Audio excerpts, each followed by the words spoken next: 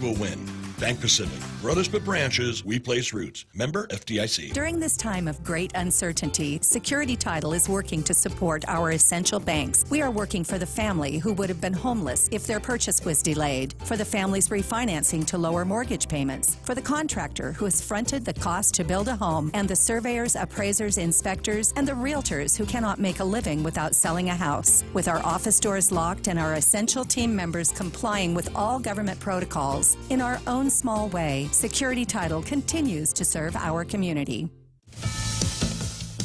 After a spat with Twitter earlier in the week, when the company attached a fact-check flag to one of his tweets, President Trump taking executive action against social media companies on Thursday. My executive order calls for new regulations under Section 230 of the Communications Decency Act to make it that social media companies that engage in censoring or any political conduct will not be able to keep their liability shield. Companies like Twitter and Facebook are granted liability protection under part of the Communications Decency Act because they are treated as platforms rather than publishers, which cannot face legal action over content.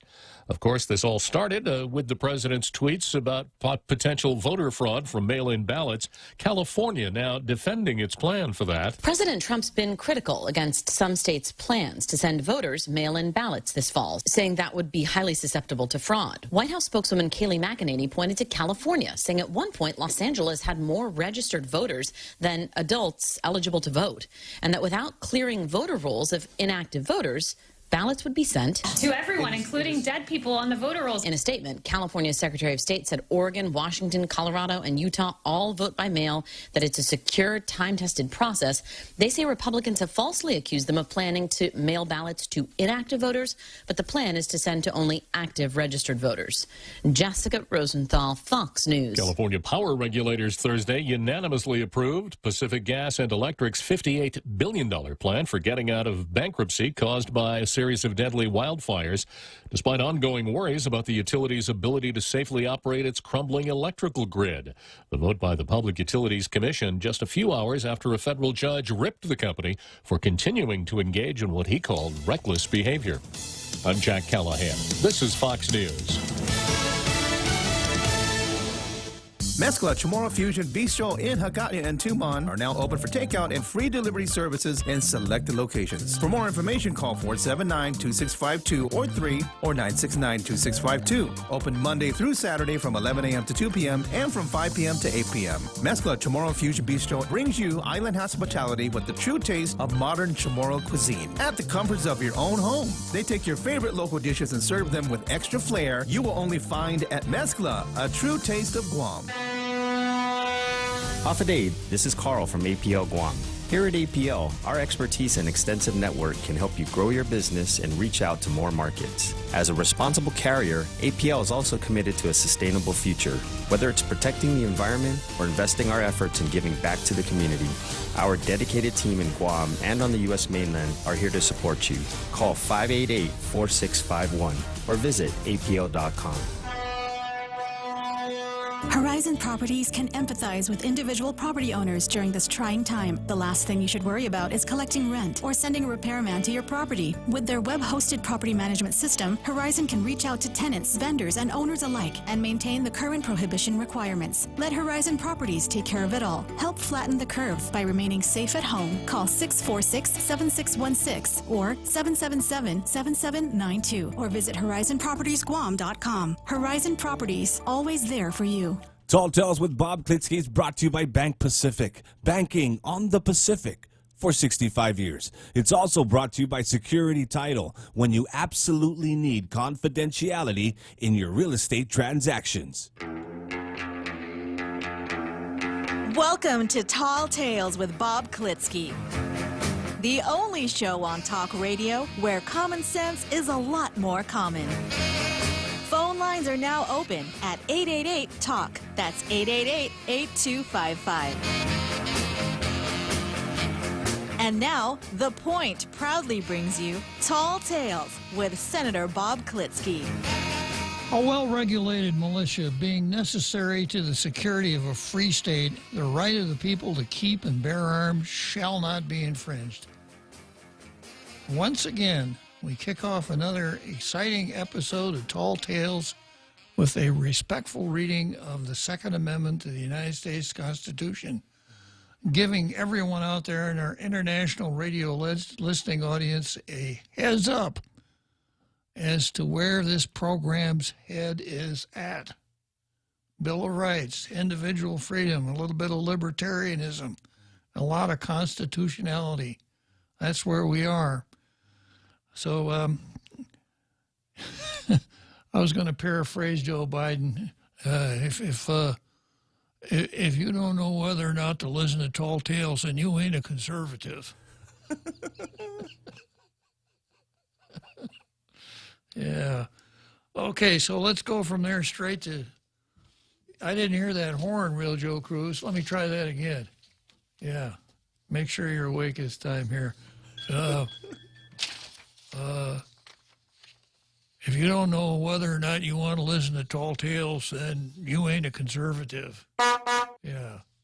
That's our sarcasm, facetiousness warning that I use because I engage. The name of the program is Tall Tales, and I do engage in tall tales from time to time, a little exaggeration here and there, some play on words, some facetious comments, a whole lot of sarcasm. And a few weeks ago, I found out that one of my facetious comments was taken seriously by one of the members of my our international radio listening audience.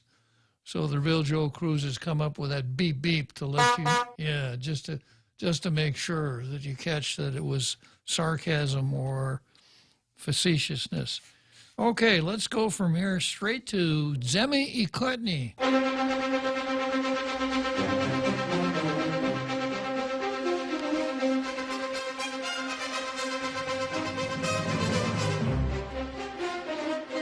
So, as you remember, I examined the editorial pages of each of our daily newspapers, examine them for content, and grammar and English usage, etc.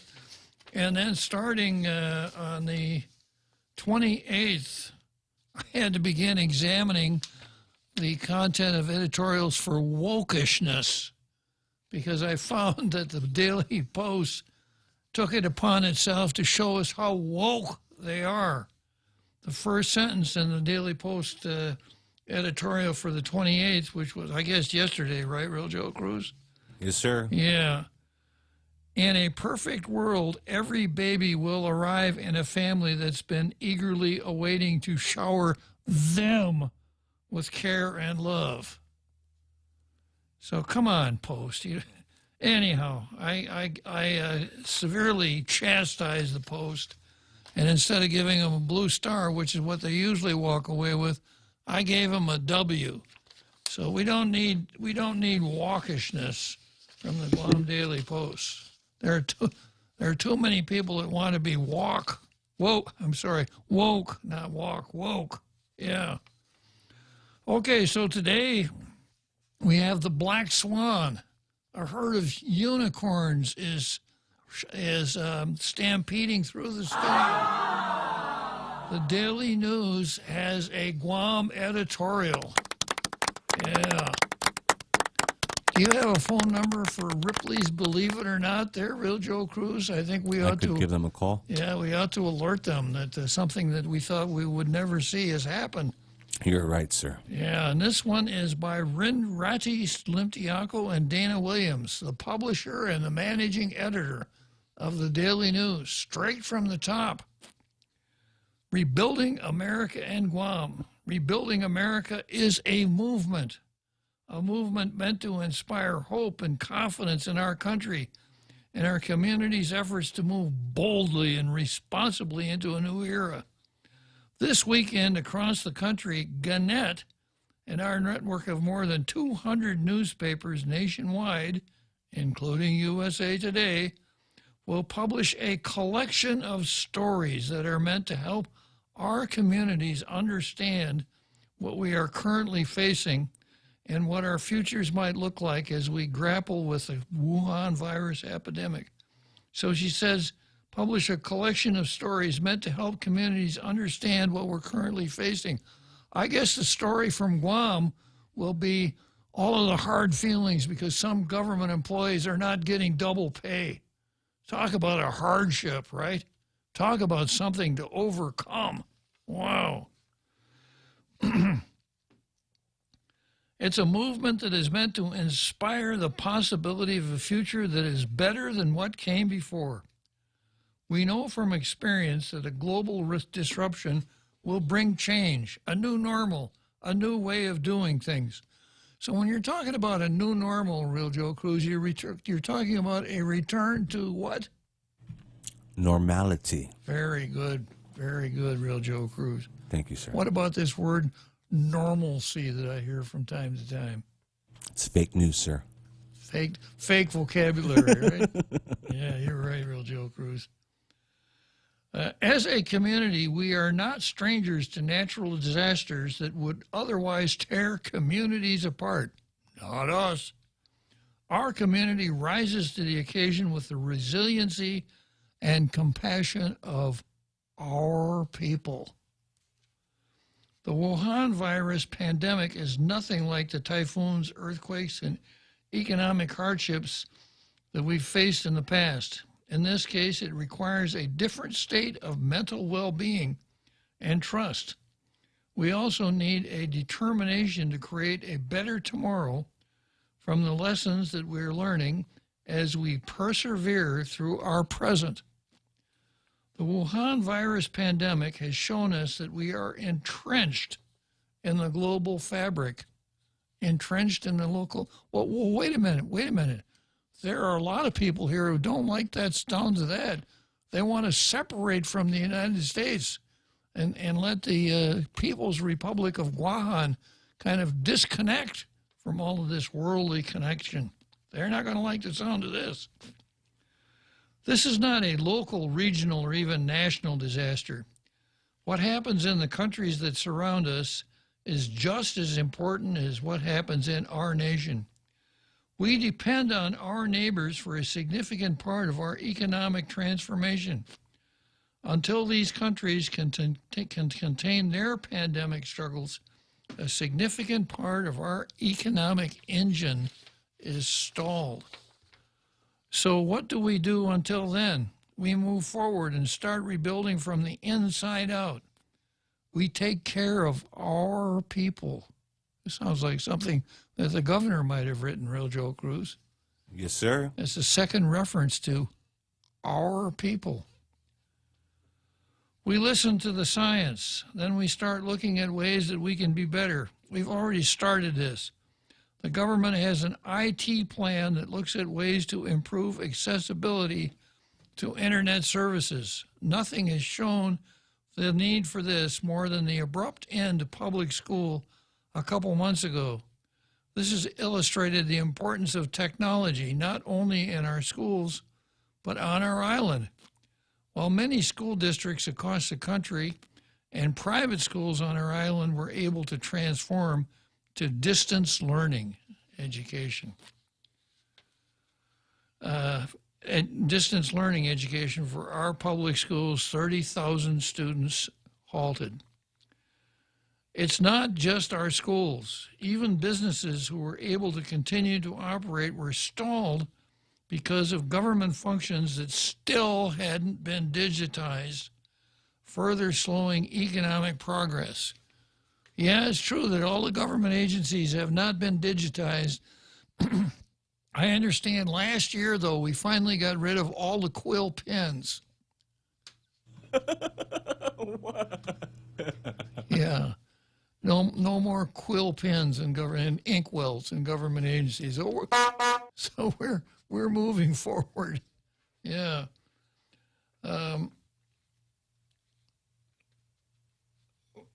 We do need to redo how we've been doing things. The government can help by providing more efficiencies, digital payments, processing, etc. Help our business do business better and more efficiently. We need to continue to build our private sector, encouraging small business growth and growing our economy in this regard so that there is less dependence on government for employment. Well, yeah, less dependence on government for employment, but that is really going to be a hard sell given the way the governor has handled this Wuhan virus pandemic. I heard her news conference today, and she announced that not a single one of the 11,000 plus government employees missed any pay during the Wuhan virus epidemic. So, if you're a youngster just starting out, let's say you've got some education and you got some skills, you might be thinking, if I go to work for the government of Guam, no matter what, even if I have to stay home and watch TV, I'm going to get paid. And if I go to work, I'm probably going to get paid double. But if I don't work for the government of Guam and I don't work, I'm probably not going to get paid. What kind of a deal is that?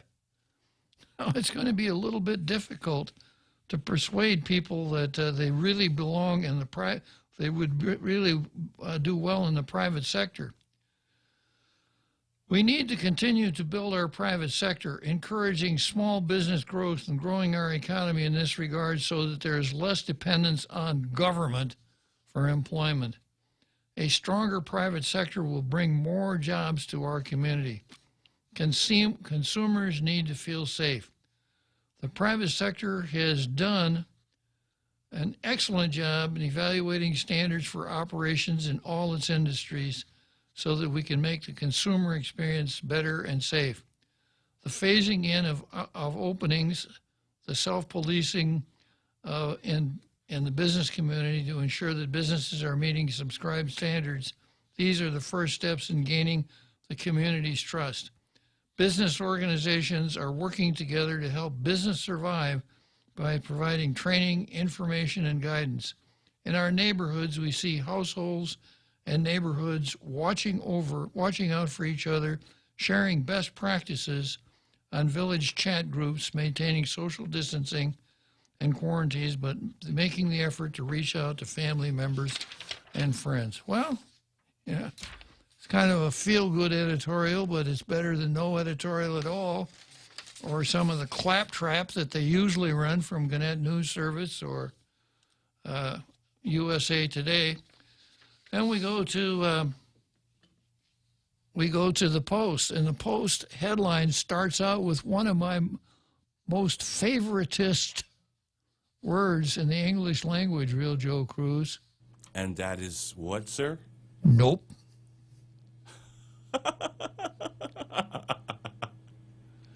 You're serious. Yeah, it's a good nope.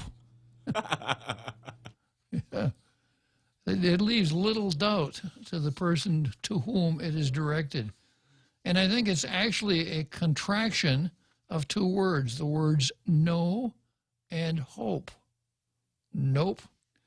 So here's the headline from today's Post. Nope. GovGuam testing hasn't been as robust as it should be. On Wednesday, during the governor's most recent press briefing, the Guam Daily Post asked why the government of Guam's Wuhan virus testing hasn't been as robust as what the public was made to believe it would be. We raise the question because testing hasn't lived up to what we were told. I forgot to wear my pearls today. We raise the question because the testing haven't lived up to what we were told. He said, clutching at his pearls. I'm shocked. Gambling here in Rick's Club? I'm shocked. Several weeks ago, we heard GovGuam say they were moving forward as you were moving toward mass testing. There has been mass testing, but it's been few and far between. Does that sound right to you, Real Joe Cruz? There has been mass testing, but it has been few and far between. I think they should have used they. Well, if you're going to use the word few, it needs to be preceded by a countable noun, doesn't it? I see. Yeah. There has been mass testing, but it has been few. and far between. And then there's a whole page of the days of tests.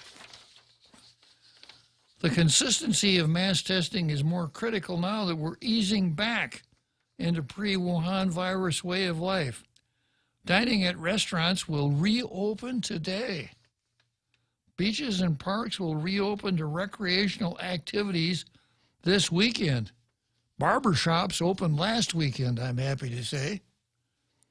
Our tourist industry is gearing up to welcome back tourists from Japan, South Korea, and Taiwan on July 1. No less than the governor's physicians advisory group stated more than a month ago that before the government can consider the first stages of recovery, Guam needs the capacity to conduct 258 tests per day to maintain Wuhan virus suppression. Instead of ramping up testing, Gov Guam hasn't really been that consistent with efforts to reach as many people as possible. The governor disagreed with the premise of our question, saying, "We are doing robust testing. I think we've expanded our testing since April 28." The governor included the tests at a private lab, a private hospital, and those conducted for civilians by the military healthcare system as part of her assessment. If you look strictly at Gov Guam efforts, it would not be correct to say testing has been robust. It would not be correct to say testing has been. Does that mean that the government's not going to say it, Real Joe Cruz? No, sir. No, not at all. Okay, I don't care much for either one of them today. This could have been a news story, and the Daily News, I give them, I think they tried hard with something that almost, rather than an editorial, it almost borders on being a homily. It's kind of like a let's all work together type of thing. Certainly a refreshing change from their usual offerings of Gannett News Service and USA Today boilerplate, but no blue stars today. But for the Post, no W's either. So count your blessings, Post. Okay, then we go from there to the card. And what we have on the card today, I have Troy versus Janela, number 13. And I've got Tina versus Emergency. This is day number 8. I've got Norway versus the Lockdown. I've got Michael San Nicolas versus John Manuel. Apparon, former Bishop Apparon versus the District Court. And then I've got Tall Tales versus Woolly Thinking, or Tall Tales versus Political Correctness, which I didn't finish yesterday. And then one more item on the same subject, Double Pay versus the 21,548. Okay, so let's jump in here and start right out with Troy versus Janela.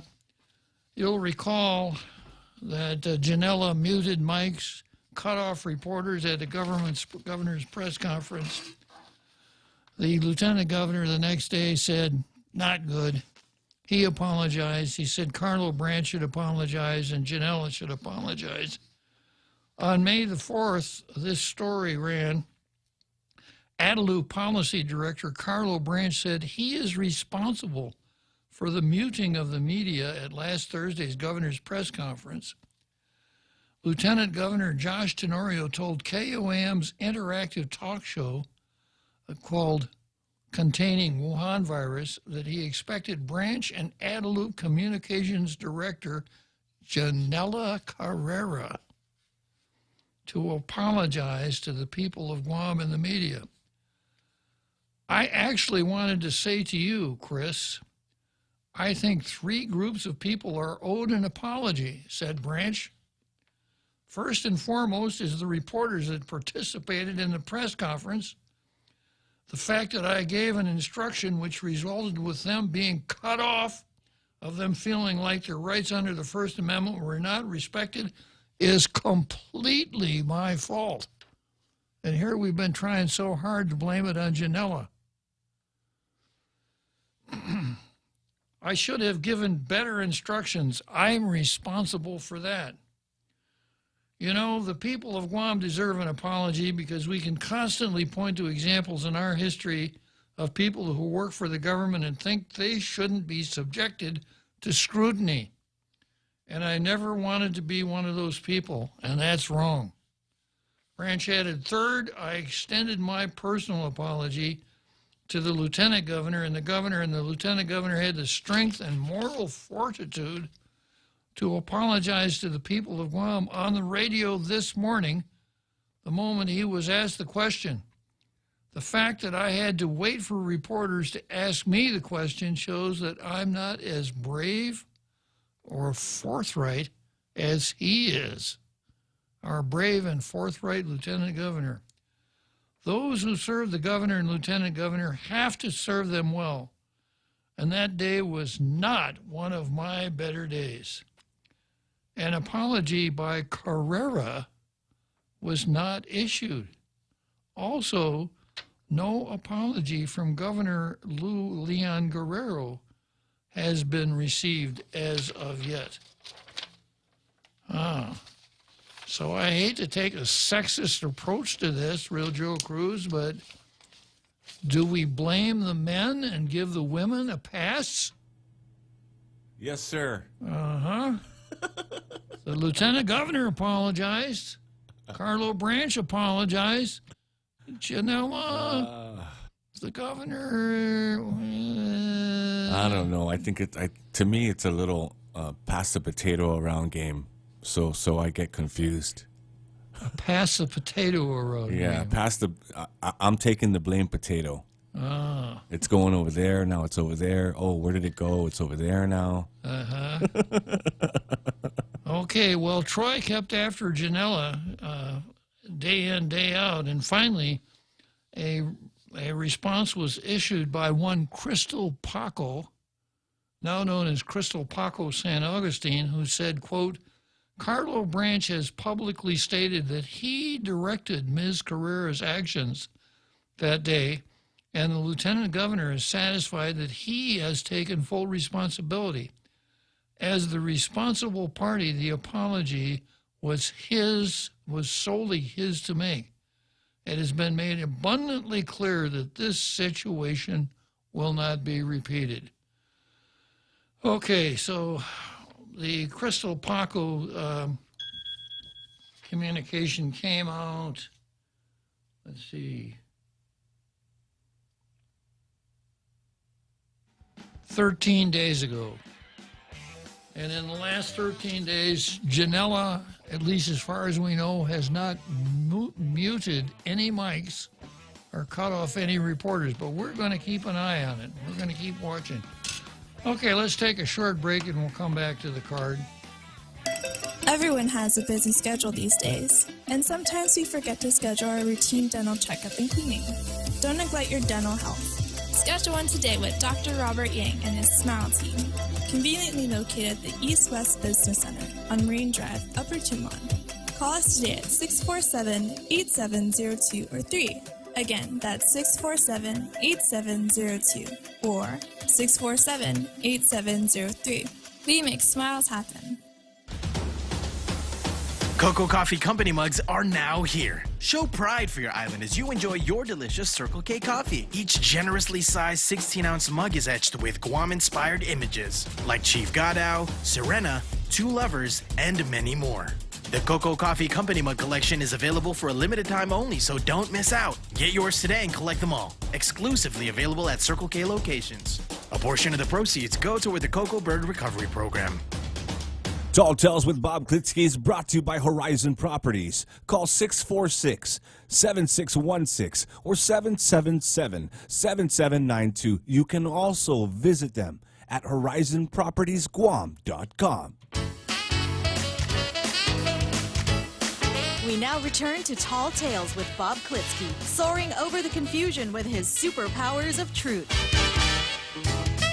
Call 888-TALK. That's 888-8255. You're talking about passing the potato, Real Joe Cruz? Yes, sir. Yeah, Jose Martinez says it's more like hide the potato. Oh, I see. I'm gonna have to tip my hat to both of you guys. I'm just not that much up on my taters. That's true. Yeah. And then Andrew Camacho chimes in. Is he chiming in? He chimed in Okay. and says that Janela's favorite song is The Sound of Silence by Simon and Garfunkel. See what I mean by Andrew chimed in? Yes, sir. Yeah. Okay, next item on the card is Tina versus Emergency. This is Speaker Tina Rose Munya Barnes, and I'm extremely happy to tell you that we have gone 8 days without having to deal with a emergency, a dangerous condition dealing with health or public health or safety. 8 days. 8 days ago, Tina detected this emergency dealing with public health and services and safety, this danger. And she said it was so dangerous that she called the legislature into a special session the next day. And the danger was so great that this is what she said. The public hearing requirements for bills 357, 358, 359, 361 is waived in accordance with 2 GCA 2103A. And 2103A talks in terms of danger to the public health or safety. So it must have been something really dangerous. So Tina said, I'm calling you into special session on Friday, that's last Friday, and I want you to consider these 4 bills, and I'm waiving the public hearing requirement because there's a danger to the public health and safety. Okay. You know where those 4 bills are today, Real Joe Cruz? Where, sir? They're down at the legislature being heard in 4 separate public hearings. I see. So much for Tina's emergency. So you got to be really careful when Tina says you got a danger dealing with public health or safety, and we're going to be watching that too. So at least we're on our 8th day now with no danger of a public health or safety emergency. Because if there were, we'd know, because Tina would call the legislature into an emergency session and waive public hearings. Next item is Norway versus the lockdown.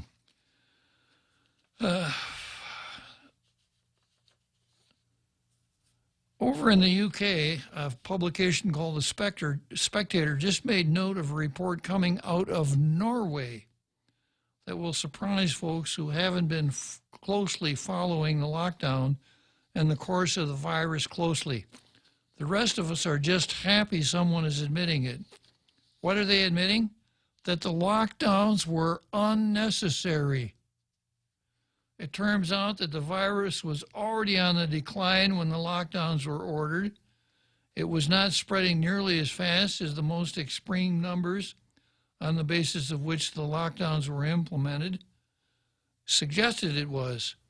It looks as if the effective reproduction rate had already dropped to around 1.1 and not 2 or 3, as the frightened public was being told. When the most comprehensive measures were implemented on 12 March, and that there would not be much to push it down below 1, we have seen in retrospect that the infection was on its way down. And according to the director of Norway's Public Health Agency, our assessment now, and I find that there is a broad consensus in relation to reopening, was that one could probably achieve the same effect and avoid part of the unfortunate repercussions by not closing, but instead staying open with precautions to stop the spread. She added that the academic foundation was not good enough to justify a lockdown. I'm going to repeat that. She added that the academic foundation was not good enough to justify the lockdown. Will the people who touted Norway as an example of that country's lockdown early continue to promote that country as an example now that its officials are admitting they made a mistake? Or were we supposed to respect Norway only when it lived up to our preconceived ideas? It's exhausting trying to keep up with what we're supposed to believe from one day to the next. Here are 2 ways that the old man can make your life happier. If you ever wanted to start, no, wait a minute, I'm just going to skip that part. So Norway, found out that it went into a lockdown when it was unnecessary. And without going into a lot of detail, as I review my email every day and the 25 conservative emails and half dozen liberal emails I receive every day, I'm beginning to draw the conclusion that this whole lockdown panic was a mistake, that we overreacted. A lot of places overreacted, and we certainly overreacted here, and now we're paying for it. I think one of our top callers, Tom Poole, said that he would be surprised if there were 12,000 Wuhan virus deaths by the 4th of July. Isn't that what he said, Joe Cruz? I don't recall, sir. Yeah, that seems like what he said. And Tom Poole usually knows what's going on. Okay, so much for that. We got a couple short items here. We got Michael San Nicolas versus John Manuel. We got a story here in the Post where Michael San Nicolas paid back a campaign contribution of $9,000 to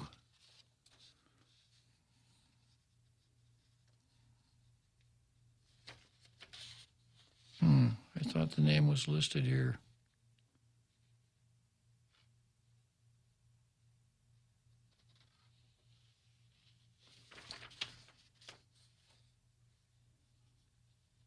Oh, yes.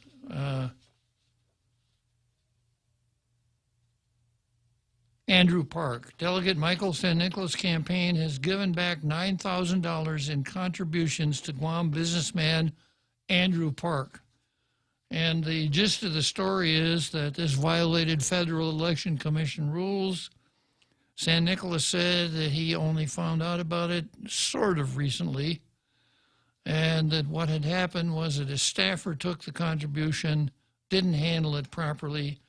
Now that he's aware of it, he gave the money back to Andrew Park and has filed a complaint with, filed a paper with the Federal Election Commission to that effect. This is kind of old news. This goes back to last year when John Manuel and Michael San Nicolas were having as you might refer to, a skirt-tearing contest where Manuel accused San Nicolas of campaign finance irregularities and having an affair with one of his staffers. The newspapers reported that this was referred to the House Ethics Committee, and this is the first news that we've had since then.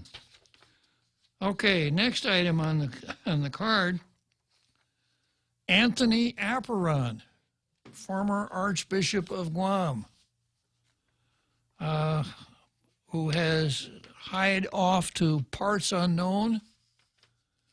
We don't know where he is, but his name came up in a district court status conference on Thursday, where the plaintiff's attorney, Delia Lujan Wolf, said they would like to settle on a date to get Apparon's sworn statement, which originally was supposed to have been given in person. Lujan Wolf said the statement is needed before mediation can proceed. Lujan Wolf agreed with Chief Judge Francis Stidenko Gatewood when the court asked if moving forward with settlement without Apparon's sworn statement would it be a deal breaker.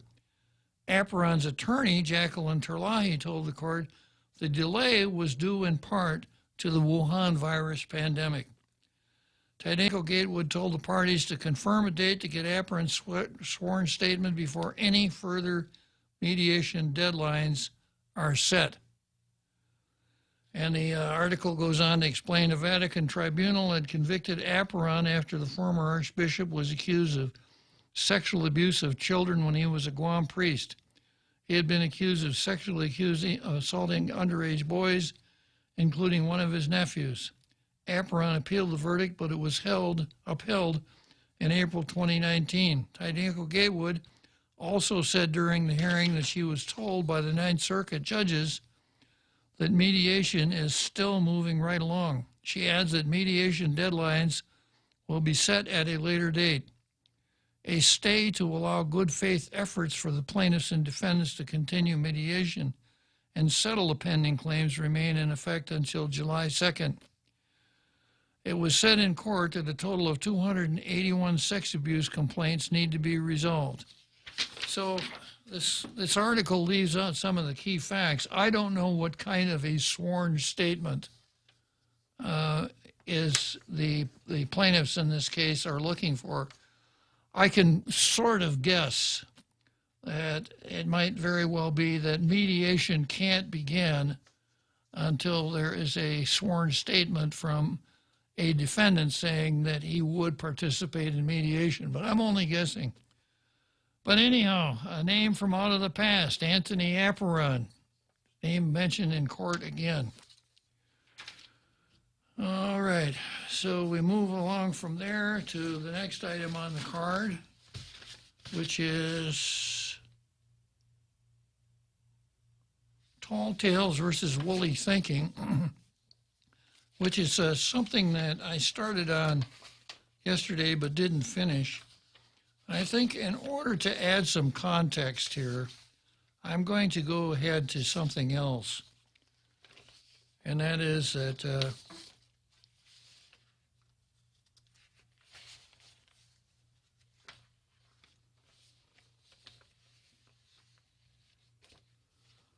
yeah, we know that there's a case pending in the Superior Court where a police officer named Topaznia is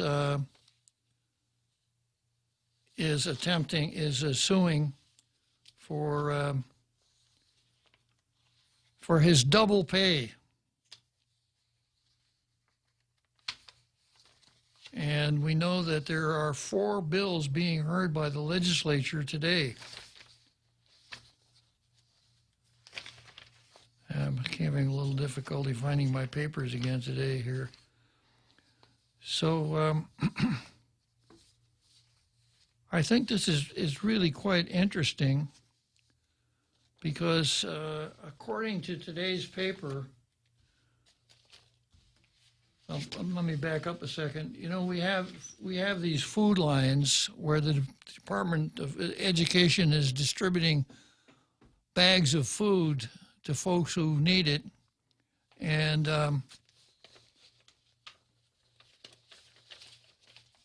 there hasn't been enough food to go around. A couple, like 1,000 people arrive at 6 o'clock in the morning to pick up these bags of food. And then we have another story that appeared in today's paper that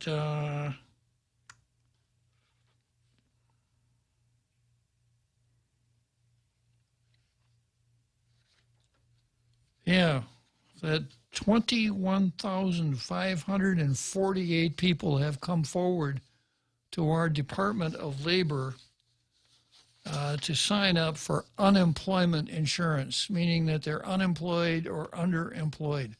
21,548 people. And I'm going to go back into this column that ran in the Post yesterday, but I'm going to go to the end of the column. I'm going to start out there. The testimony says, these are far from the best of times when thousands of workers are receiving no pay at all.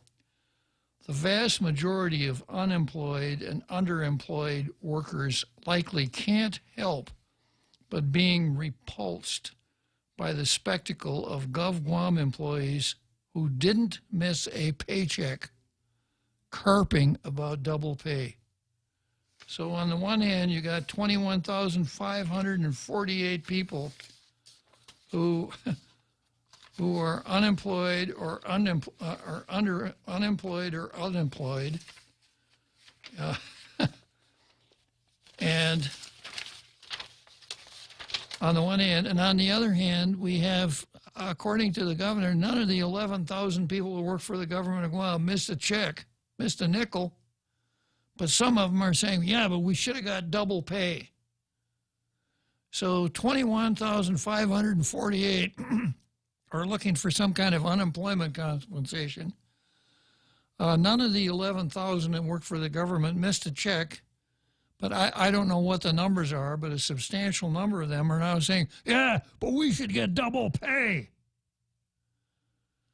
Now, the only thing that was really necessary to make this verbal picture complete is for people to stand around, heads bowed, hands folded, and softly voice this slogan: we're all in this together. Can you help me with that, Real Joe Cruz? Sure, sir, I can do that. Yeah. We're all in this together. Yeah. Yeah.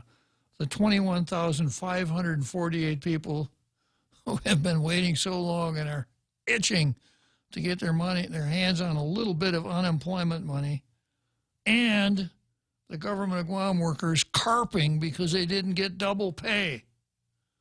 We're all in this together. And I suppose this would be a good time to trot out words that we really like when we're talking about human relations, like anaphemolic, right? Yeah. And our community, our people, and how we always look out for one another. An interesting spectacle, especially when you come back to the nasty question that I always ask when we come up with these things. You know, you'll recall that last Thanksgiving, the day after Thanksgiving, Friday, often referred to as Black Friday, not a holiday, but the governor gave every government of Guam employee the day off with pay, which meant that those people who actually went to work and did the jobs we hired them to do received double pay. And you'll recall that I made something of an issue of it here on Tall Tales, especially with regard to employees at the Power Authority and the Water Authority, and it turned out that they hadn't handled it very well. But once again, I asked this nasty question. When we do these things, you know, I could see the governor thinking, I want the people to like me. I want them to say, Lou is a good governor. She gave us the day off after Thanksgiving.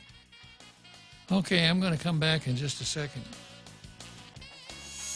GRMC's cardiology department treats most complex heart problems.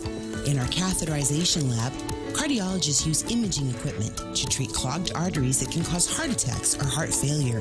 We perform balloon angioplasty, stenting, and other life-saving cardiac procedures. If you suffer from a heart condition, have your provider refer you to GRMC's cardiology clinic at 645-5500. GRMC, where patients are partners. Wow, nice smile. So perfect and all. Thanks. I owe it all to Dr. Robert Yang and his smile team. They do wonders for a healthy, happy mouth. Got teeth? Don't wait until they hurt. Schedule your routine checkup and cleaning with Dr. Yang and his smile team. Suite 119 in the East West Business Center, Upper Tumon. Call 647-8702 or 3. The best thing that happened to teeth since toothpaste. Dr. Yang and his smile team. They make smiles happen. Tall Tales with Bob Klitzkie is brought to you by Mezcla. Mezcla Chamorro Fusion Bistro in Hagåtña and Tumon are open this evening for your dine-in experience. Necessary safety precautions and protocols were assessed in order to maintain a clean and sanitized area for you and your family while dining in.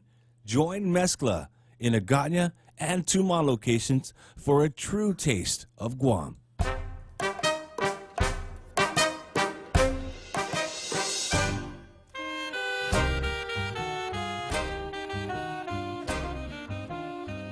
Yeah, a little Carmen to get us back in the mood here.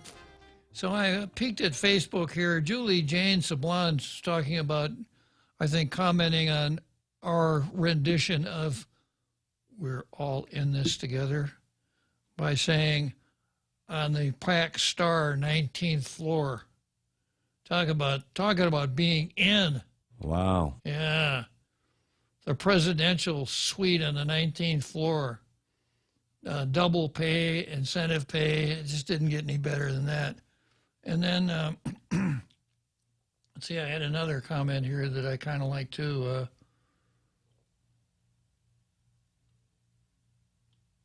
I probably can't find it.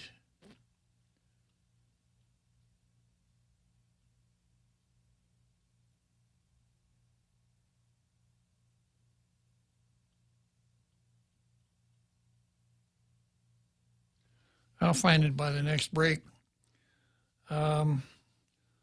Okay, so I'm going to talk a little bit about double pay and the $21,548. I notice that I've got some help here, some people who want to help me carry that burden. I start out with Keith and go from Keith to R. Carl. Good afternoon, Keith. Good afternoon, Bob. I find this whole situation obscene for the reasons that you have been eliciting. And I was thinking for yesterday, actually, and you enunciated it today quite well, the disparity between the private and public sector and how this has all played out. The private sector is waiting in food lines, and the public sector is fighting over who gets double pay as opposed to the losers who just get paid to stay home. And then the trite little "we're all in this together" that seems to be circulating. And as a major fan of Orwell, I cannot help but think of Animal Farm. And the quote, all animals are equal, but some animals are more equal than others. I remember. And what species of animal were we talking about there, Keith? Do you remember? Pigs, if I remember correctly. Yeah, pigs. Quite appropriate, I think. Go on. One more item. It's the soft glove treatment, and not even that, but the kissing up of the legislature and the governor to placate the public sector, while sort of fiddling while Rome burns with regards to the private sector. It clearly indicates they know who butters their bread.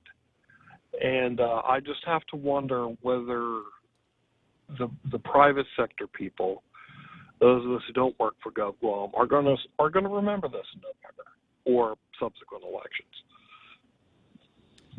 Well, you know, we saw something in after the 2014 salary smash and grab that we thought that we'd never seen. In the 2016 election, there was a turn the rascals out movement, and 7 incumbents lost their seats. So it is possible, but the necessary elements are that public spirit citizens must keep the issue alive, help the public not forget what happened, and then we've got to have some diligent candidates run for the legislature to replace the ones that we've got now. True. So, True. Without adequate replacement, it means nothing. And unfortunately, we saw that in 2016, where we turned the rascals out and we brought in a new crop of rascals. But we feel really good about it because now 10 of our senators are female. So this is a wonderful accomplishment. The last comparison I wish to make is, you know, let's go back to the old Soviet Union, where party membership has its benefits. That's another analogy I can't help but think of. That's a good one, Keith, because, you know, when it came down to closing the government down, some people got paid for doing nothing. And the reason that they got paid was because they were part of an exclusive club. They were on the payroll of the government of Guam, so they didn't have to work. Just that status all by itself was enough to get them a paycheck every 2 weeks. Yeah, history repeats itself. Well, anyway, thanks for allowing me to throw my 2 cents in. Glad you called, Keith. Thanks for calling. Bye-bye. Okay, and then I think we can squeeze our Carl in here before that big halftime show, Real Joe Cruz. It's got about a minute. You got about a minute, our Carl. I'll make it quick. I didn't have a lot to say anyway. Yeah, I just wanted to say, you know, your thought about who's going to pay for this. And, you know, of course, the first thought is the taxpayers. But really the people that are paying for this benevolence using the taxpayers' money is being paid for by thousands, tens of thousands of Guam residents who use our decaying hospital, who send kids to decaying and dilapidated schools and school systems, and who end up in a decaying prison. The big three: public safety, public health, and public education. So really, those users of those services are the ones that pay the ultimate price for sending money in places where it shouldn't go. Anyway, Bob, that's my thought. I just wanted to toss in there. I appreciate it, Carl. You're absolutely right. Thanks again. Okay, we got that big halftime show coming up here. It means I'll be back in about 7 minutes for the second half of Tall Tales. Unfortunately, this is going to be the last half of Tall Tales for this week. The Real Joe Cruz and I are going to suffer through 2 more days with no Tall Tales.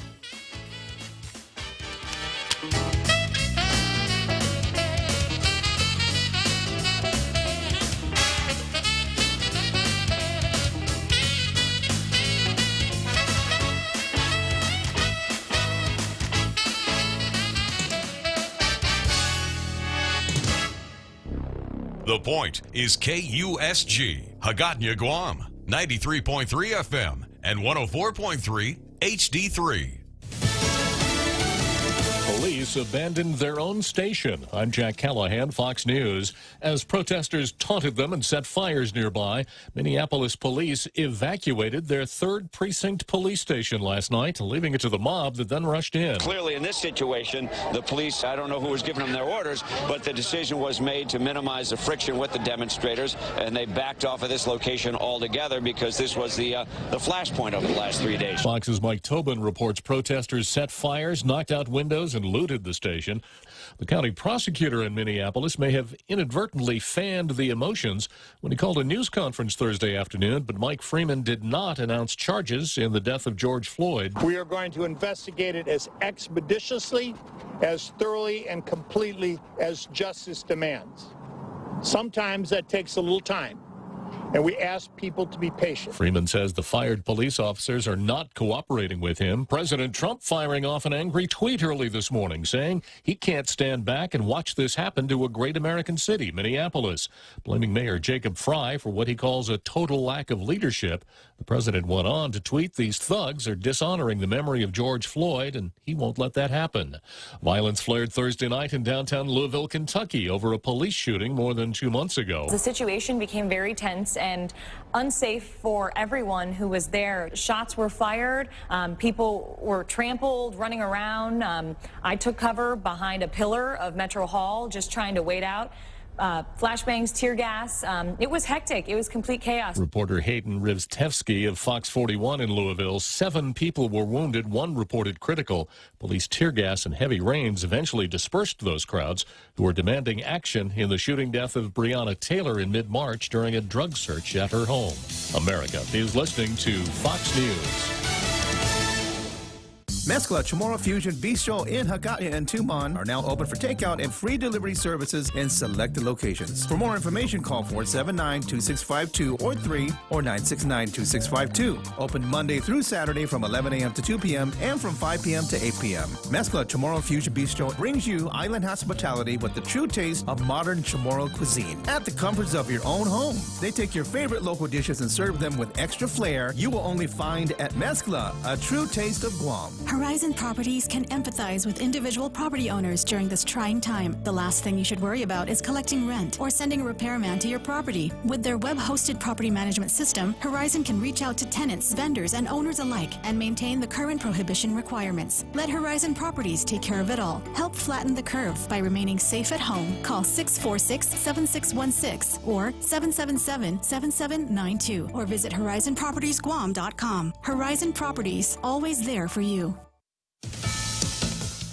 An impasse over surveillance powers, leaving the future of government anti-terror tools in doubt. House Democrats abandoned plans for a Thursday vote to reauthorize and reform provisions of the Foreign Intelligence Surveillance Act after President Trump promised a veto and House Republicans pulled their support. The president spoke, and then all of a sudden the commitment to national security disappeared by a tweet. House Speaker Nancy Pelosi also faced opposition on the measure from dozens of Democrats. And instead, the House approved a resolution to start negotiations on a FISA bill with the Senate. Legislation renewing FISA passed the Senate with 80 votes. A previous version also won an overwhelming majority in the House back in March.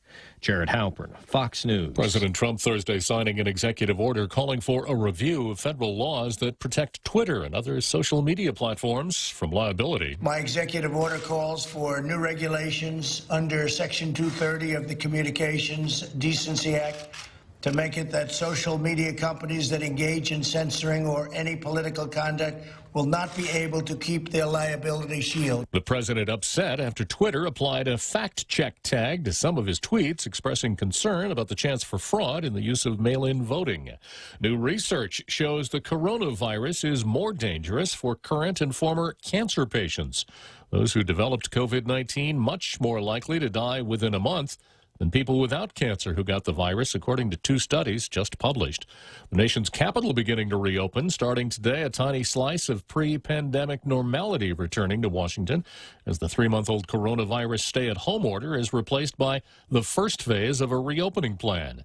It's a major turning point in the district's road to recovery after 3 solid months of economic and social lockdowns. I'm Jack Callahan. This is Fox News. As we stand up to coronavirus by standing back with social distancing, Bank Pacific reminds you that you can come to the bank without going to the bank. Use many of our other delivery platforms like online banking at bankpacific.com, accessing cash at our ATMs, shopping with our debit cards. For businesses, we have secure cash and check drop windows, and we are employing a new smarter mobile app with remote deposit capture in the next few weeks. We're all in this together, and together we will win. Bank Pacific. Brothers but branches, we place roots. Member FDIC. During this time of great uncertainty, Security Title is working to support our essential banks. We are working for the family who would have been homeless if their purchase was delayed, for the family's refinancing to lower mortgage payments, for the contractor who has fronted the cost to build a home, and the surveyors, appraisers, inspectors, and the realtors who cannot make a living without selling a house. With our office doors locked and our essential team members complying with all government protocols, in our own small way, Security Title continues to serve our community. Hofady, this is Kayla from APL Guam. Here at APL, our expertise and extensive network can help you grow your business and reach out to more markets. As a responsible carrier, APL is also committed to a sustainable future, whether it's protecting the environment or investing our efforts in giving back to the community. Our dedicated team in Guam and the U.S. mainland are here to support you. Call 588-4651 or visit apl.com. Tall Tales with Bob Klitzkie is brought to you by Bank Pacific. Banking on the Pacific for 65 years.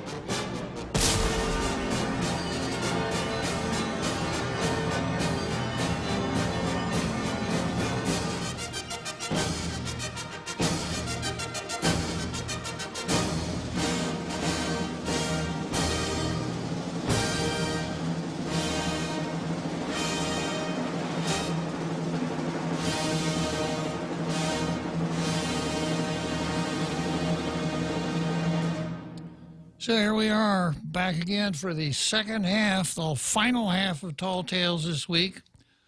I'm going to talk a little bit more about double pay and the $21,548. And before the break, we were talking, I was mentioning the day after Thanksgiving last year. You'll recall that the day after Thanksgiving was one of those surprise holidays where it was announced on Monday that the day after Thanksgiving would be a holiday for GovGuam workers who would not have to come to work but would draw full pay. And then, of course, those who did come to work would draw full pay again, the double pay that everybody knows government employees are entitled to when they come to work, right? And I mentioned that I could understand perhaps the governor's thinking, well, I'm the governor and I want people to say, oh, I like Governor Lou. She's a good governor. She gave us the day off after Thanksgiving, etc. But, of course, the people that pay the bills around here down on San Vitores Boulevard were lucky if they had Thanksgiving off. The tour buses didn't stop running. The planes didn't stop flying. Hotels didn't close. So the people that are actually paying the bills must have thought it was really nice to watch the governor's generosity in giving those people the day off. And, of course, I always have this nasty question, who's going to pay for this? So, Real Joe Cruz, I saw this rather unfortunate person out in front of the station when I drove in. And, you know, I'd like to give that unfortunate person, you know, a chunk of cash. Do it, sir. I'm going to do it. But I have to ask you a question first. Sure. How much money do you have? Do I have? Yeah. I don't. Let me check the Guam Treasury. I could call them now. Well, do you think you've got $20? No, I don't. $10? No, less than that. On me right now. Well, you're going to put me in a really bad situation then, because I'm not going to be able to give that unfortunate person very much money. And I want him to think that I'm really a nice guy. So can you call somebody and have them bring a $20 bill down to you? It's possible, sir. Yeah. So it's on me. Well, you think I'm going to use my own money for it? Oh, no, of course not. What do you think I am, stupid? How dare me? Yeah, how dare you? Yeah. You know, the real generous person is the one whose generosity reflects his spending of somebody else's money. So when you're the governor and you give people after the day off after Thanksgiving, oh, the governor's so generous.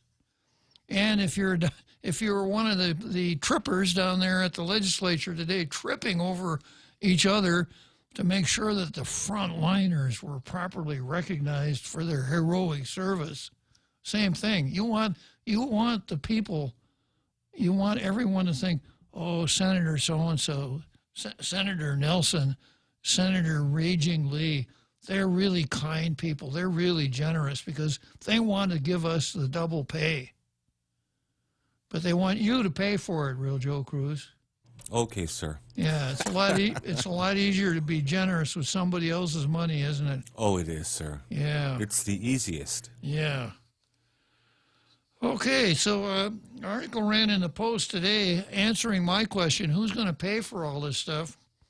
Double pay would cost the government of Guam $3 million per day, as you were per pay period, for executive branch agencies alone, according to Bureau of Budget and Management Research's projection, which is attached to the legislative bills lined up for public hearing today.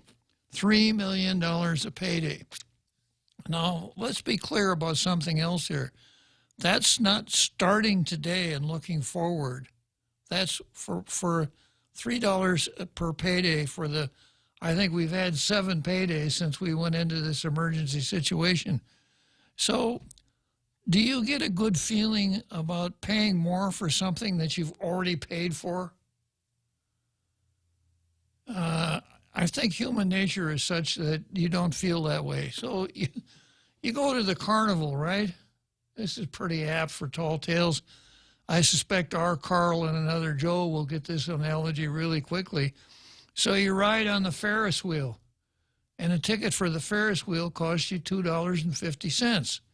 So you pony up your $250, you get on the Ferris wheel, you go around. Rides over, you get off. You're walking around the carnival grounds, and the ticket taker comes up and says, "You got to give me another $2.50. What for? Your ride on the Ferris wheel. I already paid you for that. Yeah, I know, but it wasn't enough." So that's where we are for these heroic frontliners. You know, now the senators are trying to figure out how we can pay them again for work we've already paid them for, work which they have already finished. And let's see, I got a caller here on, wait a second here. I got Vince. Is it the Vince? Yes, could be, sir. Yeah. Afternoon, Vince. Hi, Bob. Yeah, I just have one question, and I'll take my answer offline. Go for it. Okay, so everyone's talking about the double pay law. Sounds like I got two Vinces on the line. Well, anyways, my question is, why are they only complaining about the double pay law now? Why weren't they complaining it before the emergency? And I'll take my answer offline. I don't think I quite understand your question, Vince. Okay, so this double pay law was in effect, or rule, or whatever you want to call it, was in effect prior to this emergency. Vince, your radio's playing it. That's why I've got two Vinces on the line. Oh, am I coming in clear now? Better, yeah. Okay. So this double pay law or rule or whatever you call it, this thing existed prior to the emergency. Is that correct? Since 1996. Okay, so why is it a problem now? Shouldn't they have addressed that in 1996? Well, or, you know, in all these years that it's been in existence? Are you asking, shouldn't it have been repealed since? Yes. Yeah. Yeah, yes. Okay, Well, and I'll take my answer offline because I want to listen to you on the radio. Yeah. All right? Okay, thanks, Vince. Okay. All right. Yeah, so this rule, 8.406, is part of the Department of Administration Personnel Rules and Regulations. It's been on the books since 1996, and we have implemented it before, but only for short periods after typhoons, never for 7 weeks. And I don't think that it was that controversial. I think the government just went ahead and paid it, and no one really kind of took issue with it because the amounts were relatively small. But now we're talking about some large amounts of money, and then, as I've explained before, the governor has come up with a statute with an interpretation of Rule 8.406, where she says that she doesn't have to pay the double pay. Now, I've explained that on the program before. But she came up with that interpretation on the 17th of March, and she never mentioned it until week before last. So a lot of people had this expectation that they were going to get the double pay, and then all of a sudden they find out they're not going to get the double pay. And Vince, I analogized it to telling a kid on the 24th of December, there's not going to be any Christmas this year. You're not going to get any presents. So there is this emotional outbreak of anger on those who thought they were going to get the double pay. And then from the fiscally responsible people in the island, there was a certain abhorrence of the idea of paying anybody double pay over that long period of time. It probably would have been there after the typhoons too, but as I said, the periods were rather short. So I hope that answers your question, Vince. Okay, going on to this article here that appeared in the Post. Double pay would cost the government of Guam $3 million pay period for executive branch agencies alone, according to BBMR. And again, that's not from now until forward. That's for services already rendered, people who have already been paid, Books have already been closed. Now we're going to decide, well, yeah, we're going to go back and pay you people the same thing again so that you get double pay. And I don't think people conduct their affairs in the private sector that way. That you hire a kid to come over and mow your lawn, and you say, if you mow my lawn, I'll give you $10. The kid mows the lawn, and then he comes back the next day and says, I want another $10. Why? Well, because I mowed your lawn yesterday. Yeah, but I already paid you. Well, yeah, but I still want double pay. So that, coupled with the 21,548 people who are looking for unemployment, just really kind of sets, it really creates a division within the community. So going on with this article, of the measures to be heard, Bills 357 and 361 would mandate double pay for essential government workers, but under different conditions. 357 is specific to Wuhan virus and would pay double pay to workers who had or may have had contact with populations infected or suspected to be infected with the disease. It also awards double pay to workers who had to report to work sites in response to the pandemic. In other words, had to come to work. The bill sets double pay retroactive to March 14. So from the 29th of May to the 14th of March, that's a pretty nice chunk of cash. And up until condition of readiness 2, which was declared on May 10.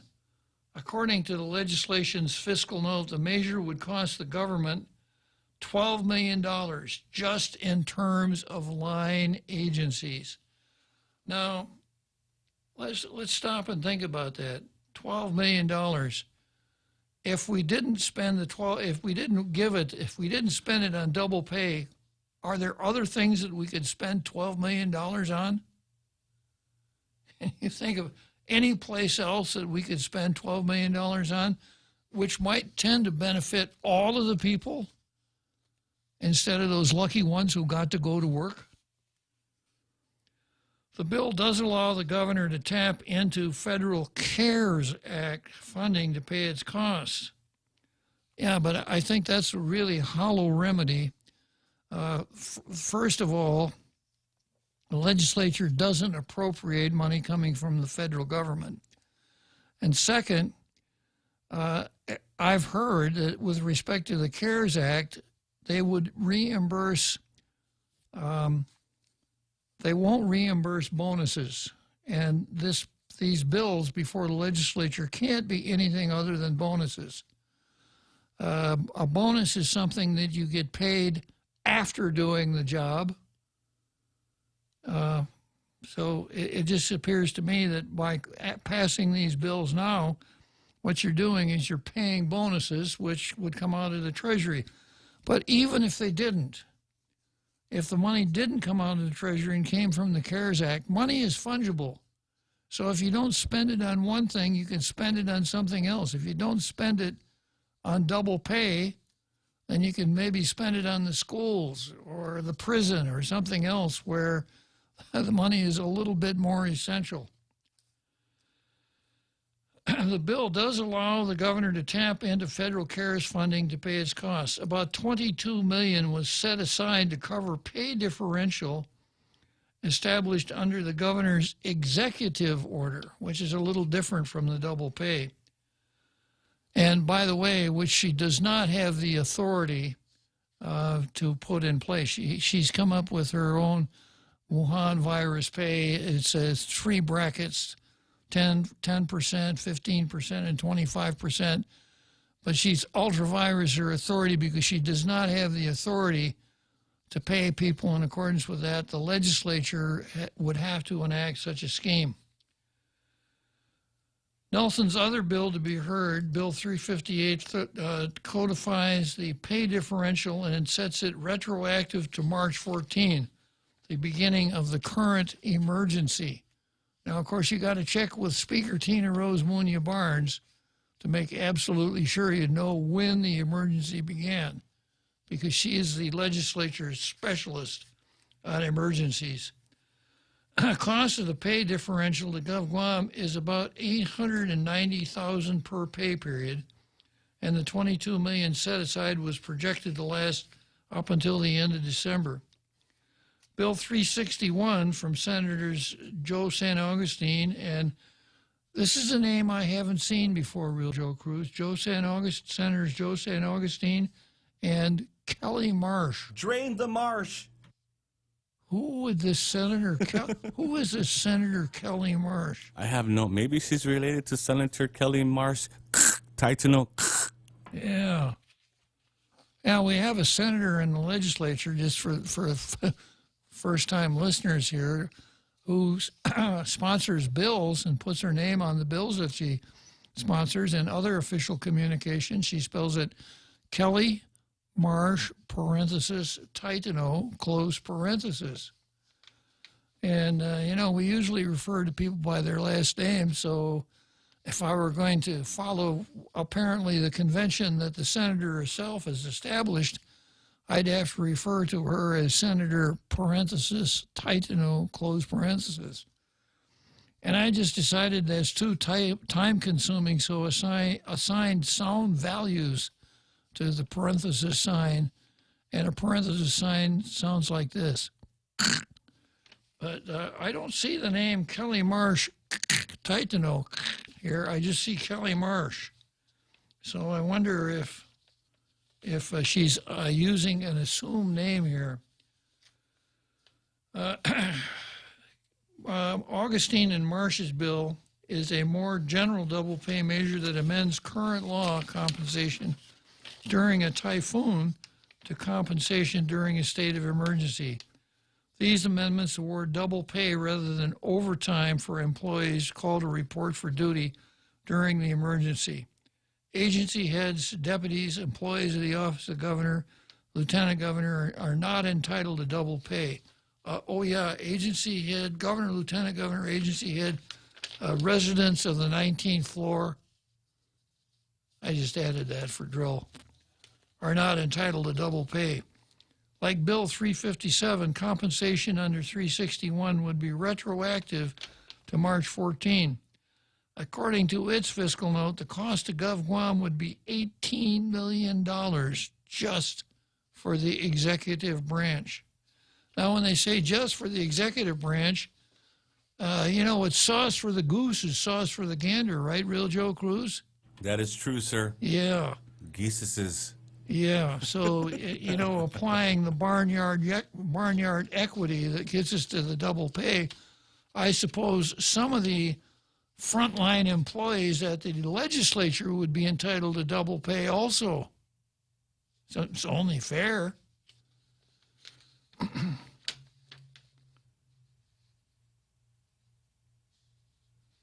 The fiscal note calls on the legislature to be aware of the concerns of government entities outside the governor's authority and the restrictions placed on response funds under the Federal Emergency Management Agency, including that they occur on a reimbursable basis, meaning local funds need to first be expended. So you got to pay the $18 million in bonuses.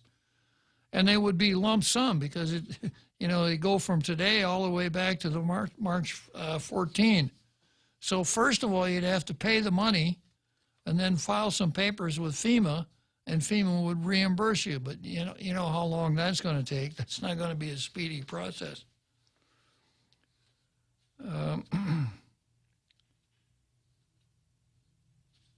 Without a direct appropriation to cover the additional payroll costs, Bill 361 may compel the governor to begin the furlough process, according to BBMR. In other words, laying some people off. Well, that's, if we're going to pay some people double pay, then I guess it would be all right to just lay some people off so some people get double pay and some don't get any pay at all. Yeah. The last pay measure on Friday's legislative calendar is Bill 359 from Senator Tina Rose Munya Barnes and Jose Terlaje, Clinton Rigel, Mary Torres, and William Castro.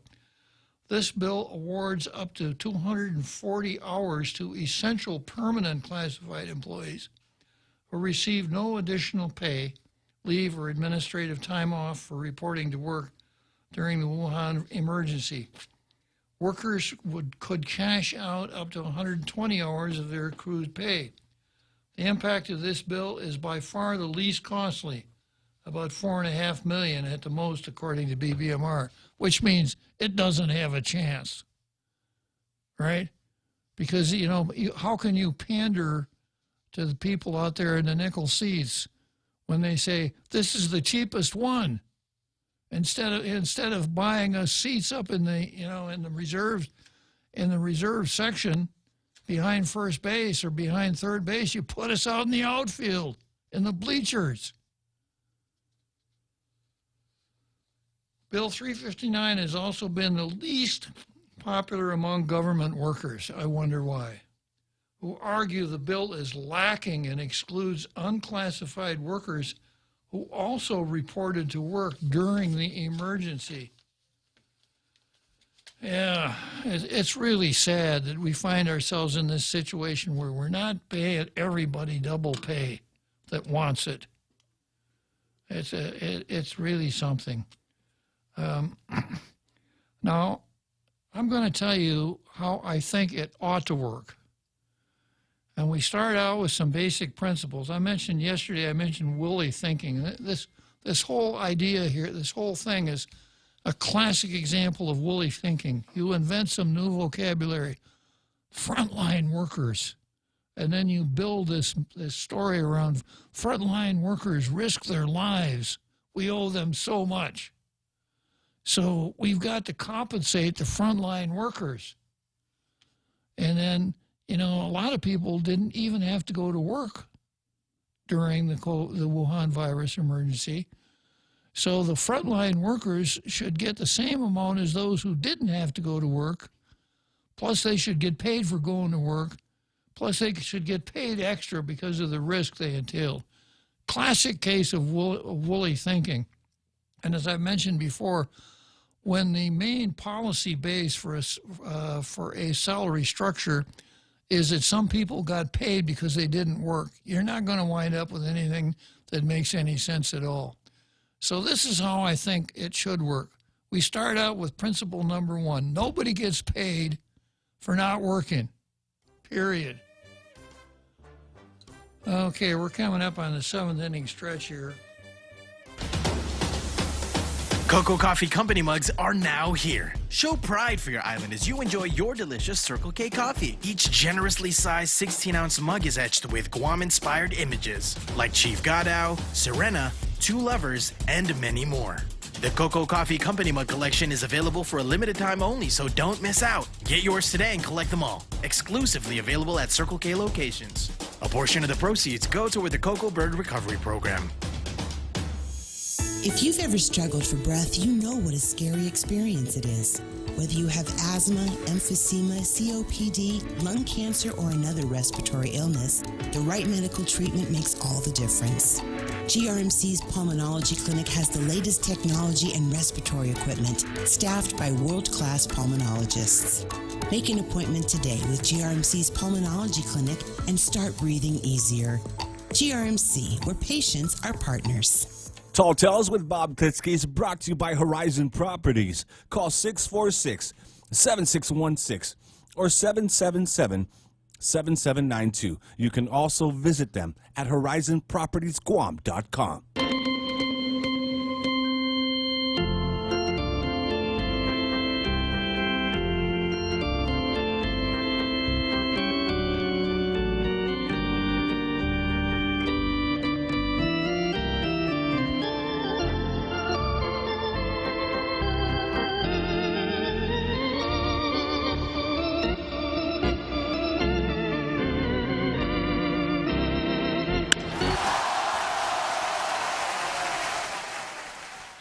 Seventh inning stretch, Wrigley Field, Chicago. Nobody in the grandstand, nobody on the baseball field, but Michael on line one.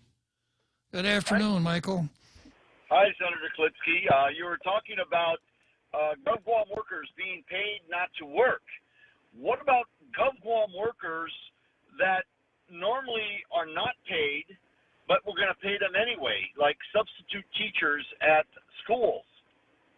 Because after all, we have so much money. The substitute teachers are only paid when they're actually called in. Yeah. But if we're not going to call it in, but there's an emergency, we're going to go ahead and pay them anyway. Well, it's not their fault that there was no school, right? Yeah, I mean, but the thing is normally they're not even paid. I mean, this is how crazy this government has gotten drunk with just trying to pay. I mean, and it's like something I mentioned earlier is, you know, the governor likes to say we're all in this together. Do you feel like you're in this together with the GovGuam workers? Hell no. Not even close. Yeah, my people, we're not getting paid. We're suffering because she's locked down the economy and not allowing us to do what we want to do. Yeah, I agree, Michael. So if we're going to be in this all together, well, why doesn't she, being all our elected officials, all unclassified employees, because those are political appointees, they're serving the people, and judges for good measure, because they're supposed to be judging how important this emergency is. Why don't all of them take a 100% pay cut so that they can feel what it's like to be like the rest of the island? Good point, Michael. So that's all I have. I just, everybody's throwing money around. Let's all join in together and let's have our leaders feel what it's like for the majority of the people on the island, what they're going through, being held hostage to this economic crisis, which we can't find any crisis. Good point, Michael. How long? What is the criteria for saying it's over? This imaginary crisis that we have no hospitalizations. We have more people drowning that have allegedly died from COVID. I don't believe the COVID numbers are really real, the real death numbers. They've been classified as having died with COVID, but not necessarily from COVID. Very good points. Okay. Well, good show. Thanks, Senator. Thanks for calling, Michael. Yeah, Michael makes a good point. Maybe the governor could show us some good faith, or the senators that are so free with our money. And there is some historical precedent for it. At the beginning of the 27th Guam legislature, we were hardly sworn in, and we had to deal with a fiscal crisis. Government was put on a 32-hour work week, and senators cut their salaries from $55,000 down to $40,000. So it's happened before. Okay, let's see what I got on the phone here. I got Jack and our Carl back for another ride on the merry-go-round. Good afternoon, Jack. Good afternoon, Bob. Yeah, I just started listening at the point where one of the callers mentioned Animal Farm and George Orwell. We've had numerous discussions about dystopia and our favorite authors such as George Orwell and, of course, some of our books, The Brave New World and stuff like that, and how it seems that 1984, seems like things are popping out of our pages and coming to life. Really? But I wanted to respond a little bit to the caller that called about why nothing was done in 1996. Our government takes its cue from lessons learned and lessons that have been taught. And one of the biggest lessons taught out here by the national government, your quotes, national government, is the art of benign neglect. And that's, in simple terms, throwing money at something instead of solving the problems.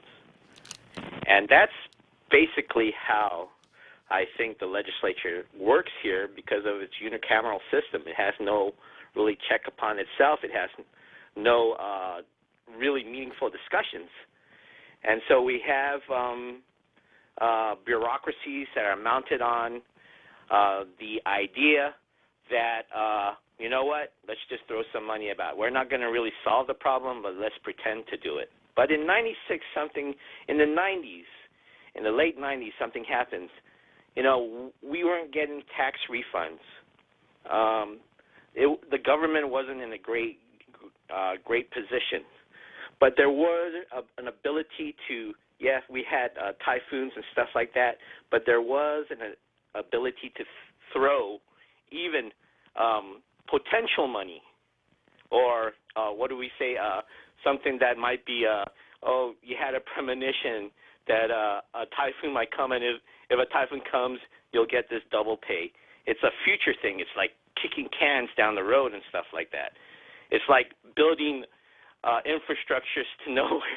It's you name it. There was an assorted things that were going in the late 90s.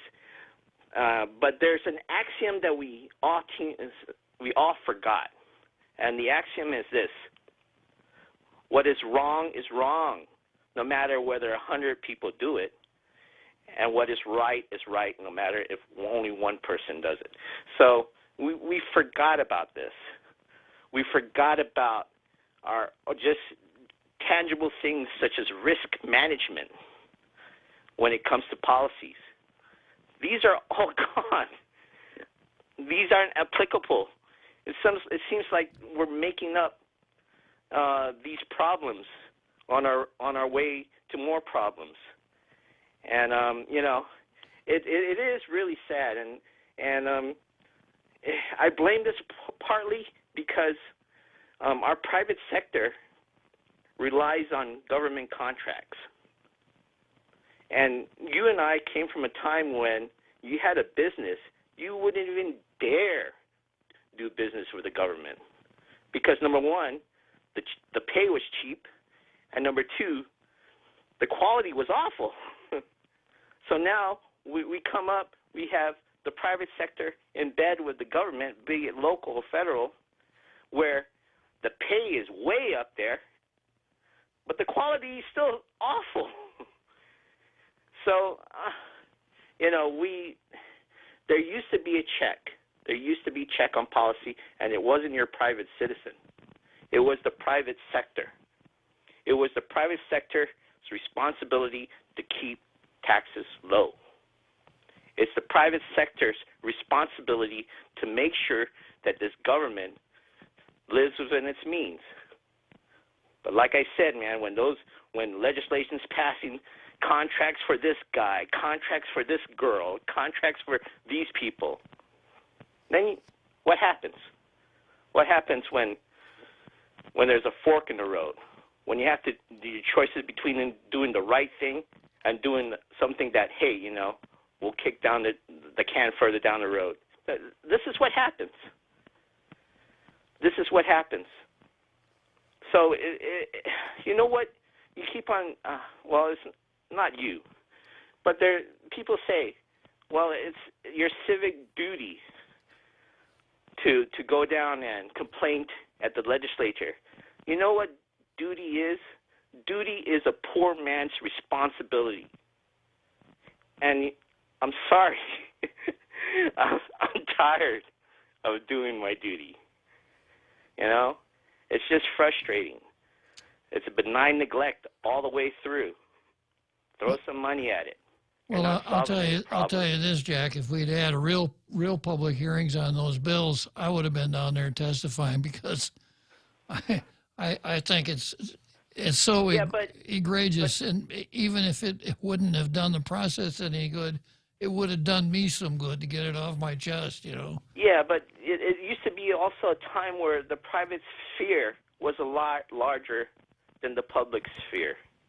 You were allowed to work, do your things, live your life the way you did. Now you can't even walk into a gas station without a regulation. I hope that one of these private businesses just opens up their doors. Forget the 6 feet, whatever, mandate or wearing masks. What are they going to do to you? If they try to cite you, they try to fine you, take it to court.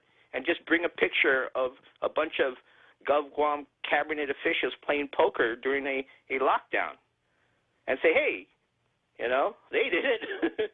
Nothing happened to them. And we still... You know, and we have a problem here, too, now, that instead of things of laws and regulations being passed to help the people out, we have what we call retaliatory legislations. What's the first thing that they did? They wanted to fine people $5,000. Yeah. Really? Mm-hmm. When did we become this kind of society? You know? And a shame. There's no shame on the government side. Government employees, they're lining up for their... So I was going to ask you this also, a legal question. Do you think there will be a friend of the court brief filed on part of the taxpayer about these pay raises? I know there's a few cases in there that might... I don't think so, Jack. First of all, the case that's on file right now is for a writ of mandate, and a writ of mandate goes pretty quick, and it's either granted or denied relatively quickly. Well, one, and then two, very seldom do you find amicus curiae briefs filed at the trial court level. That would be at the appeal level. Yeah. So do you remember who was the first successful person to file an amicus brief? In the history of what? Guam. Guam? Guam. Yeah. No. It was our good friend, Dave Davis. An amicus brief? Yeah, it was in the Superior Court. I mean, the Supreme Court. He did that back in the 90s, I think, with the Chamorro land trust. I remember it clearly because it was printed in the newspaper. The first successful ever. So either the first successful or the first person to file was one of those two. Okay. But it's just recent. But, you know, I just don't know what to say, Bob. I mean, we're treating money different. We're treating ethics different. I mean, there's different values now out there that just doesn't make any sense to a... I know what you mean, Jack. All right. So anyways, have a great weekend. Okay. Nice talking to you, Jack. So, coming up on the home stretch, Frenchie will take us down the home stretch, I'm sure. I wonder how you say horse in French. As we stand up to coronavirus by standing back with social distancing, Bank Pacific reminds you that you can come to the bank without going to the bank. Use many of our other delivery platforms like online banking at bankpacific.com, accessing cash at our ATMs, shopping with our debit cards. For businesses, we have secure cash and check drop windows, and we are employing a new smarter mobile app with remote deposit capture in the next few weeks. We're all in this together, and together we will win. Bank Pacific. Where others put branches, we place roots. Member FDIC. Everyone has a busy schedule these days, and sometimes we forget to schedule our routine dental checkup and cleaning. Don't neglect your dental health. Schedule one today with Dr. Robert Yang and his Smile Team, conveniently located at the East West Business Center on Marine Drive, Upper Tumon. Call us today at 647-8702 or 3. Again, that's 647-8702 or 647-8703. We make smiles happen. Tall Tales with Bob Klitzkie is brought to you by Bank Pacific, banking on the Pacific for 65 years.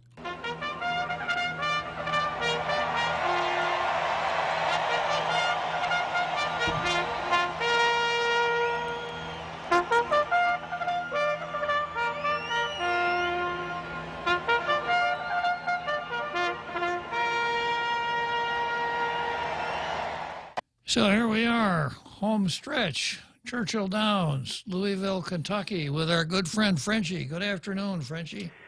Good afternoon, Bob. I guess we'll start by answering your question. Horse is called cheval.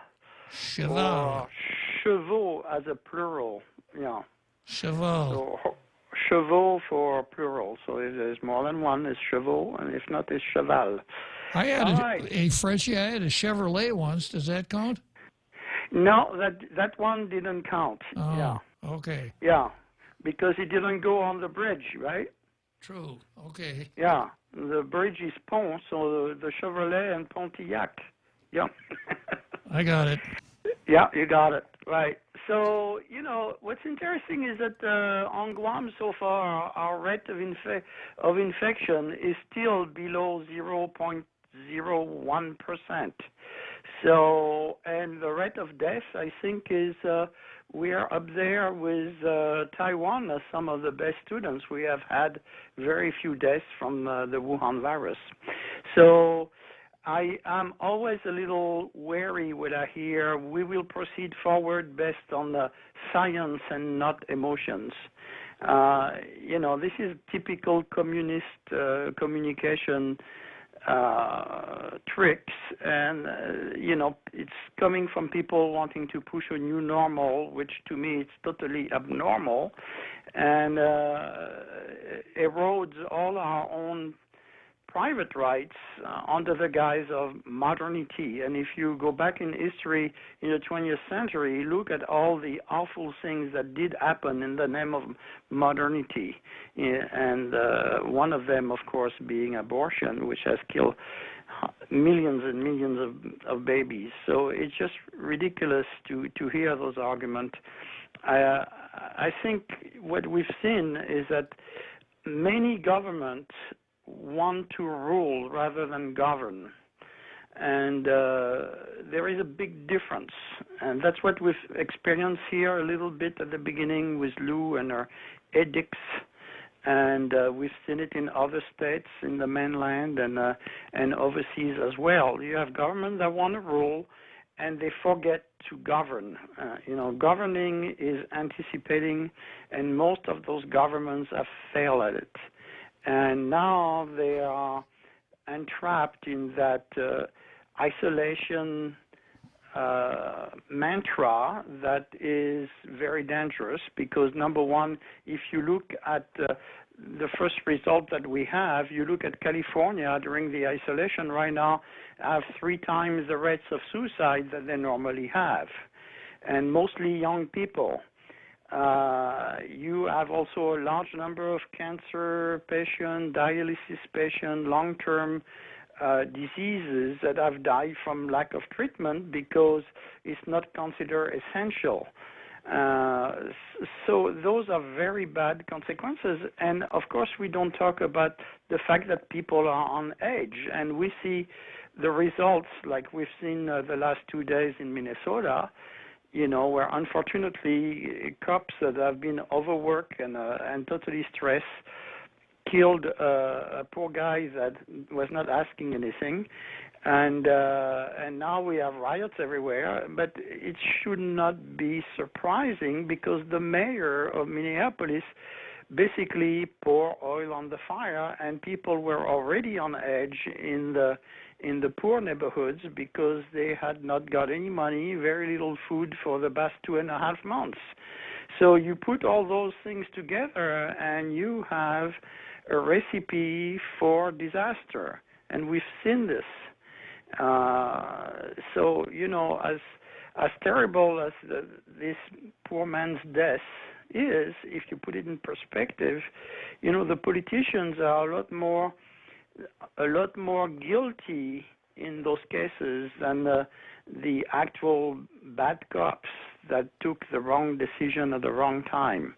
Now, I lived in Minneapolis for quite a while. I know, they always had a bunch of yahoos at the MPD, and that goes back to the 1930s when the big companies used the police department as their own private militia to counter the goons that came from Michigan, Wisconsin, and Illinois to back up the unions. So it goes way back, and unfortunately, this bash heads and ask question later was still in place in the early 2000s when the mayor at the time decided that the solution to that was to bring diversity, and they brought diversity, but the problem is that they didn't address the core issue, which was police violence. So you can bring diversity as much as you want. If you don't address the core issue, you still have a problem. And we see this here with the pro-independence people who are playing with fire, with identity politics. It's very dangerous. And when something bad goes on, you cannot find anybody willing to take responsibility. And our senators have been doing this, from March Taitano to our guru in the back and all the people along who are playing loose with identity like this in a time of crisis is very dangerous, because instead of cooling people down, they just make people more upset. And we see that with the pay issue, basically was a total lack of understanding on how people will react that do not have a job, that do not have means to put food on the tables for their own family. And on the other side, we have people that demand double pay. Based on what? On the fantasy land? But the problem is that because they are pushing for this, they're pandering, like you say, and then you end up having a very bad solution. Now, thank God we are on a cool island, and hopefully cool temper will prevail, but they're playing with fire in a very bad situation where people's nerves are already very high-strung. And we have examples, like now in Minnesota, how bad those things can turn out real fast. You don't need a big spark to start a big fire. And so we should learn lessons from that. I think Jack was kind of right into saying we have kind of lost the north on our compass a little bit, and that's what I've been seeing a lot with those stories. You have government employees behaving like little kids having tantrums, and you have people that cannot put even a can of Spam on the table. And there is something wrong there, So this is what I had before the weekend comes in. Yeah, Frenchie. Yep.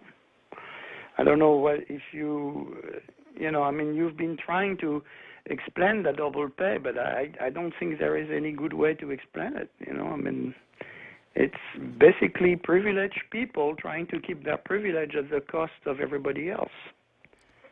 Absolutely. And when you compare it with the 21,548 that are just looking for some unemployment money, it's really disappointing. It's very disappointing, because I think when you pay your taxes, like you say, you expect a small government that will do the right thing. And here we have a big government that refused to do the right thing. And that's very, very disappointing. That's the least we can say.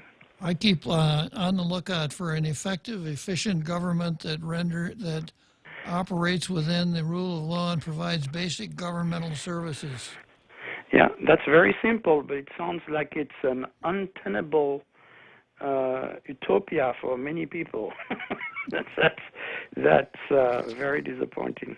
You're right, Francis. Well, Bob, thank you very much for the opportunity. I hope you do have a great weekend, and we'll see you on Monday then. Okay, Frenchie, thanks for calling. Boy, how do we have a great weekend when there's no tall tales, real Joe Cruz? Watch reruns, sir. I guess we just go on YouTube and watch some of the reruns and maybe get the neighbor to call in once in a while, pretend that he's calling into tall tales, right? Yes, sir. You could call me or I could call you, and we could get all upset in the air and air it out. Yeah, we could do that, I guess. Yeah.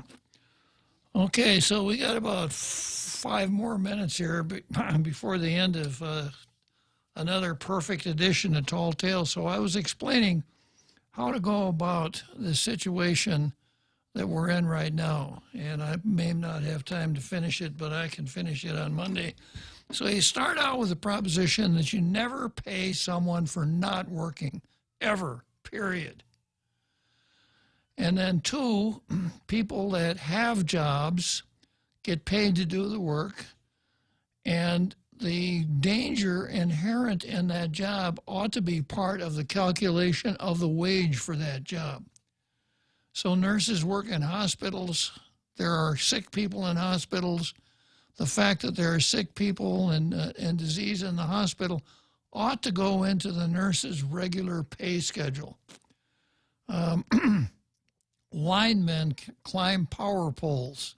That's probably a relatively dangerous way to make your living, right? Climbing power poles. So we should calculate a lineman's pay based on the inherent danger in climbing power poles. So, and that's where I get off on this situation we're in now. People who went to work and did the same thing that they were hired to do are now carping about getting paid twice for it. Nurses went to work at the hospital. Cops went out on the street to write traffic tickets or go on donut runs or whatever they do. Firemen put out fires. That doesn't sound to me like you need to get paid twice for it. So you calculate the value, the wage of a job based on the inherent dangers in that job. You don't pay anyone for not working. Everybody who works for the government of Guam that doesn't climb poles or works in the hospital, et cetera, is not on one of these jobs that is 24/7, is trained to do his work from home. Okay, well, I'm going to have to go home myself, but I'll pick this up on the Bob plan on Monday to lay it out how we could go about doing this. So the Real Joe Cruz and I will tough it out through the weekend, but we'll be back at 1600 on Monday. We'll see you then.